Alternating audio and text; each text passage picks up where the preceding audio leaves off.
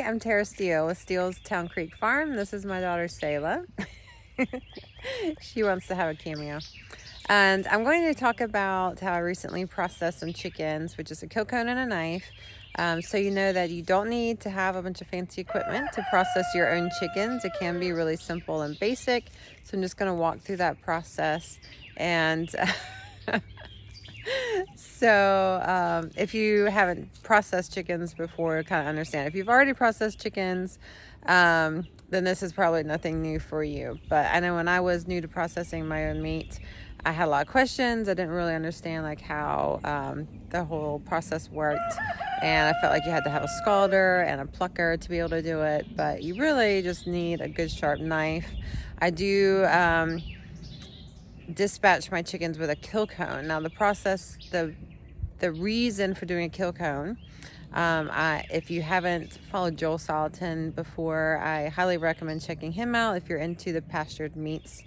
But the explanation is that a kill cone kind of hugs the animal. It holds their wings in and keeps them calm during this process, because we are all about humanely dispatching our animals too. We want their life to be, we want them humanely raised during their life, but also to have a humane death as well. So the kill cone assists us in that. So you put the animal here, I'll show you guys what kill cone looks like.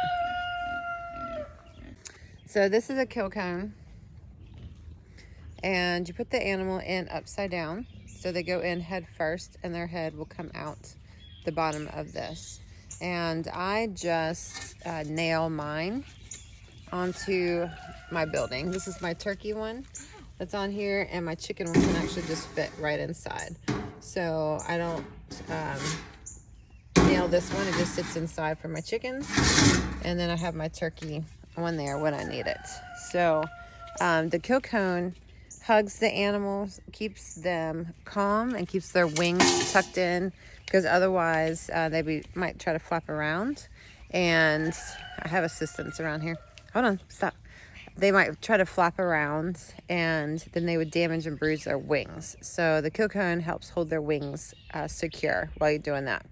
And then you just slice with a really sharp knife. So a humane kill, you need a really sharp knife on the sides, right under their jaw. So you can kind of get right here on one side, or you can do two sides, and you let them bleed out. And you do not want to cut their air pipe during this time. You want the heart to beat for it takes a few minutes, couple, two maybe, to get the blood out. So you want their blood to drain quickly, and it's kind of like they just go to sleep, kind of like a pass out, kind of just going to sleep. And that is the ideal way. It doesn't always go ideal. It's not always perfect, but we do our best to make it as perfect as possible. So that is dispatching.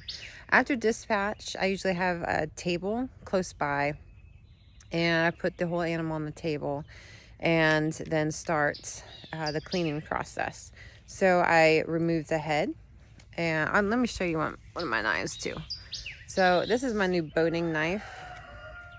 So, and I can put a description of this. I got it on Amazon. You might be able to see it on there. But it is Victorinox boning knife, and is a flexible curved blade. And I highly recommend this knife for doing the cutting part, because that helps a lot. So like I was saying, I removed the head. So I don't have a scalder and a plucker, so I don't pluck at all. So what I do is skin them. So if you have dispatched chickens before, I cut in the same area as if I was going to gut the animal. So I just do a little slice right down at the bottom. This is right under the rib cage. So I do a little slice, and I just through the skin. So you can kind of pinch up, you pinch the skin, do a sharp slice, and then you just get your hands in there and stretch it open, usually right over the breast. So sorry, I have two roosters. A little distracting. So I just pull the skin up over the breast meat and expose the breast meat. And then from there, you can pull it up to the wings. So the disadvantage of doing this process, I did not get any chicken wings out of that. So I did sacrifice my chicken wings because of the skinning process. And at first I was like, well, I'm gonna cut the wings off, and maybe you can try this. Just scald the wings like in the house or in a hot pot, so I don't have to worry about doing the whole chicken. Just scald the wings and then pluck those off and then cut up the wings. So maybe that would work. I didn't have the energy to try that, and mine just ended up in the compost bin.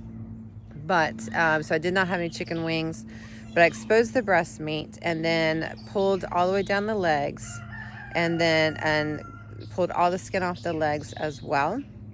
And then that was it. I didn't gut anything like that.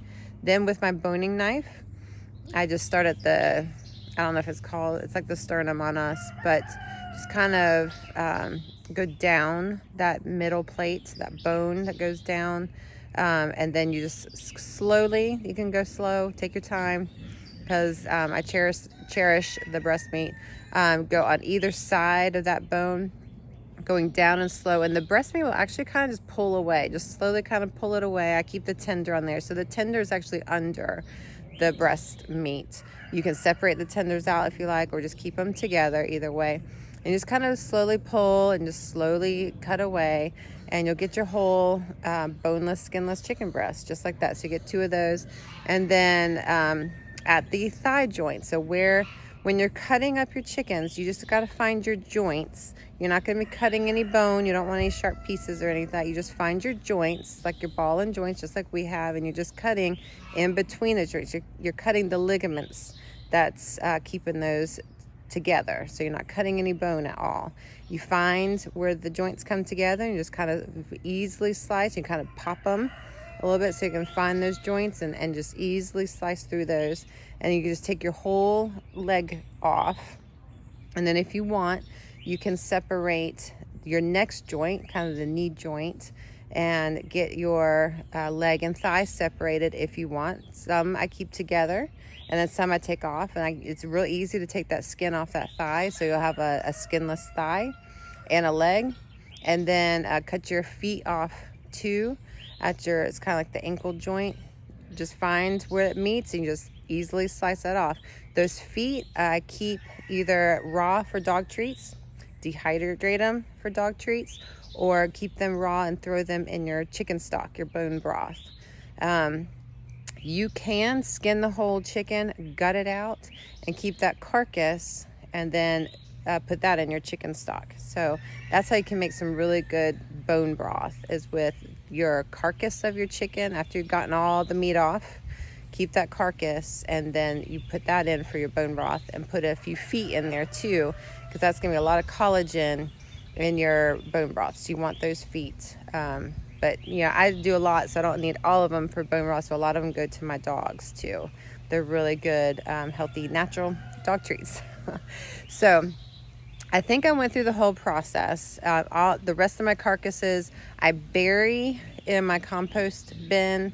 I have 3 different bays in mine, so I know like which one is next. I dig a hole, I put the guts in there, and make sure to bury them really well. I have free-ranging chickens that like to scratch them out and dig them out, so I have to rebury a lot of times, but that's going to be feeding your garden next year. So definitely use everything, and if you do gut, get the hearts out, and hearts and liver, those are great dog treats too.